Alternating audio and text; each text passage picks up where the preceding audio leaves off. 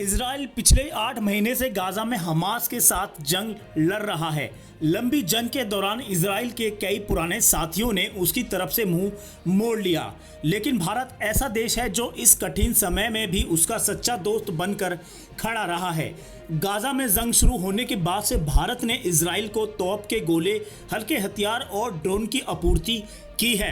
अरबी media outlet Shafaq news ने Israeli अखबार येदिओत अहरोनोत की रिपोर्ट के हवाले से बताया है कि फरवरी में पहली बार जानकारी सामने आई थी कि भारत इजराइल को हैदराबाद में निर्मित हर्मेस 900 ड्रोन भेज रहा है।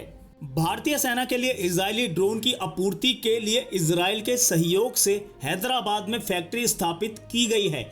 ये फैक्ट्री इजरायली रक्षा कंपनी एल्बिट सिस्टम और भारतीय उद्योगपति गौतम अडानी के नेतृत्व वाली कंपनी के साथ संयुक्त उद्यम के रूप में काम करती है।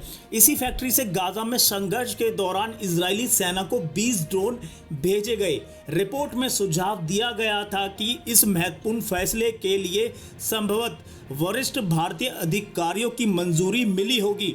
रिपोर्ट में कहा गया है कि हमास के साथ संघर्ष शुरू होने के बाद से भारत की तरफ से गोला बारूद और अन्य हथियार भेजना दोनों देशों के बीच बढ़ती रणनीतिक साझेदारी को दिखाता है, जो इजराइल के लिए अत्यधिक फायदेमंद साबित हुआ है।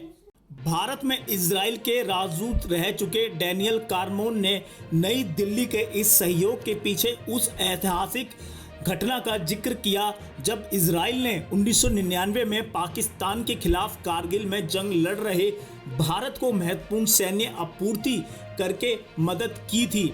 अखबार ने अपनी रिपोर्ट में कहा था कि गाजा संघर्ष ने भारत और इजराइल की दोस्ती का परीक्षण किया है। इसमें इजराइल के कई सहयोगी लड़खड़ा गए, लेकिन भारत मजबूती से खड़ा रहा।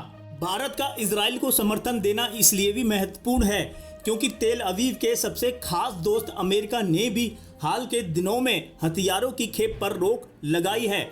इजराइल के प्रधानमंत्री बेंजामिन नेतन्याहू ने इसी सप्ताह सार्वजनिक रूप से आरोप लगाया कि अमेरिकी प्रशासन उन्हें युद्ध के दौरान हथियारों की आपूर्ति पहुंचाने पर रोक लगा रहा है। तो दोस्तों, इस खबर में इतना ही। जल्द मिलते हैं अगली खबर के साथ। जब तक के लिए जय हिंद, वंदे मातरम।